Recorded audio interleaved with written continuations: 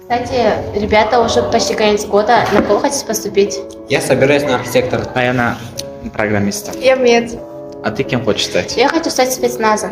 Вообще-то каждая девушка после окончания школы должна выйти замуж.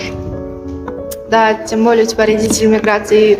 Думаю, тебя точно выйдут замуж. Ну, ребят, вы чё?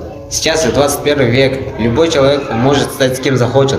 Что за бред? Девушка имеет право выйти замуж тогда, когда она сама этого захочет.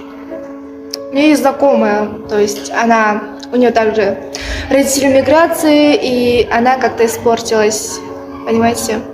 Как раз у меня тоже есть знакомая, которая родители в миграции, и она очень успешная. Мне все равно на ваше мнение. Даже если мои родители сейчас в миграции, у меня есть бабушка, которая дает мне хорошее воспитание. И я добьюсь своей цели, несмотря ни на что. Гендерное насилие – это насилие, направленное против человека по половому признаку, является нарушением прав человека. Наиболее распространенная форма гендерного насилия – это насилие над женским полом. Мы против гендерного насилия над девушками, всегда готовы бороться с этим. А вы, девушки, никогда не сдавайтесь. Мнение других – это всего лишь слова. Вы сумеете достичь всех своих целей. Мы в вас верим.